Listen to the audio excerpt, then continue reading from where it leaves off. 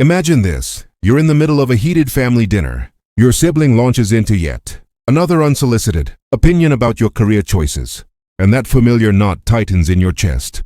The one that screams, I have to fix this, convince them, make them see. But what if, in that exact moment, you could whisper to yourself, let them, and suddenly feel the weight lift? That's the quiet revolution at the heart of the Let Them theory. By Mel Robbins, a no-nonsense guide that flips the script on our endless quest for control.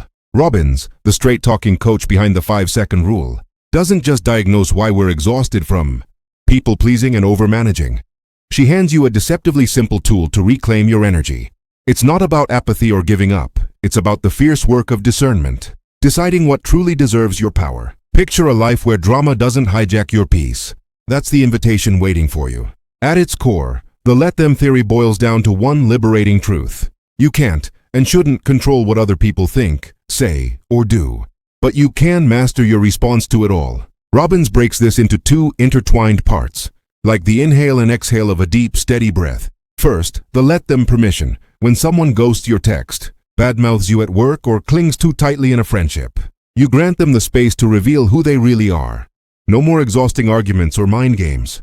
Take Robin's own story. She once poured years into salvaging a rocky relationship with a distant relative, scripting perfect apologies and hosting obligatory gatherings, only to realize it was draining her dry. By finally letting that person show up, or not, on their terms, she uncovered a painful but freeing truth. Their inconsistency wasn't her failure to fix it.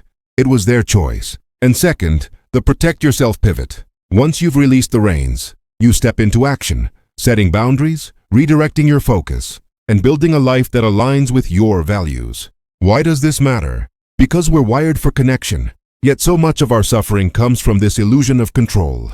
Like gripping the steering wheel of a car that's not even yours. Think of the hedonic trap of relationships. You chase approval, tweak your words to avoid conflict, and end up resentful and depleted. Your battery forever at 20%. Robbins illustrates this with everyday chaos. A colleague who steals credit for your idea, leaving you seething in meetings, or a partner whose habits clash with yours, sparking nightly battles that erode intimacy. The theory disrupts that cycle, offering freedom from the anxiety of, what if they don't like me? Or what if this falls apart? It's personal sovereignty. You stop being a reactor and become a chooser. And the payoffs? Profound. Studies Robbins cites show chronic stress from over-control spikes cortisol, fueling procrastination, sleep loss, and even health dips. But releasing it? That's the gateway to resilience. People who practice this report sharper focus at work, deeper joys in healthy bonds, and a quiet confidence that grows with age. It's why, as you let go of the small stuff, you hold space for the big wins. That promotion you snag because you're not distracted by office gossip, or the unshakable calm that turns potential breakdowns into breakthroughs.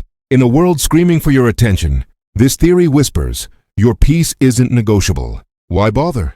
Because the alternative, endless, emotional labor, is a slow theft of your one wild life. Earn that freedom starting today, in 3 distinct ways that Robbins unpacks with her signature blend of tough, love, and compassion. First, you must curate your inputs with intention. Tune into the signals others send without forcing the broadcast. This isn't passive scrolling through social media echo chambers. It's active observation of human behavior as your greatest teacher.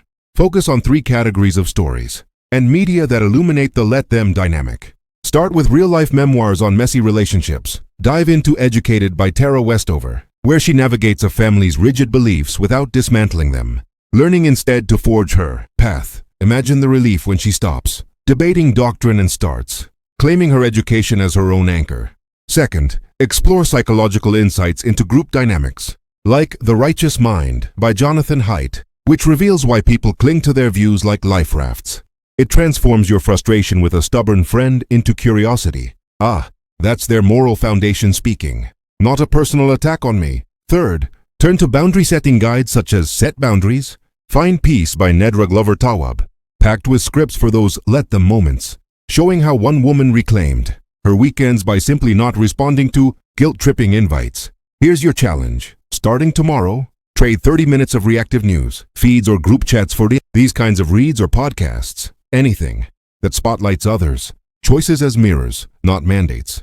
To extract gold from them, Robbins suggests a signal journal. As you absorb, Jot one unfiltered observation per chapter or episode. What did this person's action reveal about them, not you? Then pause for a day, revisit it, and add your boundary blueprint. If this happens in my life, I'll let them their action by your non-response and protect by your step. For instance, reading about a toxic boss in a memoir might yield, they micromanage out of fear, let them by not over-explaining my work. Protect by logging wins privately. This turns fleeting aha into armor, shifting you from fixer to observer, where wisdom blooms not from control, but from clear sight. The second way you must work. This theory is by processing your triggers internally, turning the inner storm of "but they should" into a map of your own hidden maps. Picture this. It's 1950s America, and Rosa Parks is on that Montgomery bus, not just refusing a seat, but embodying a lifetime of calculated restraint. For years she'd endured the daily humiliations of segregation, the back of the bus shoves, the whites-only signs that chipped at her dignity. But on December 1st, she didn't erupt in rage or plead for fairness. She simply sat, letting the system and its enforcers reveal their ugliness in full glare. That quiet "let them" wasn't weakness. It was strategy, forged in NOLACP meetings where she'd honed her resolve. The tension built as the driver demanded she move. The passengers watched in hushed expectation. But Parks held her ground, her heart pounding yet her face serene. Resolution came not from changing them, but from sparking a movement that changed everything. Her arrest lit the boycott fuse, proving that internal clarity unleashes external force. Like Parks, you must journal your reactions to uncover biases.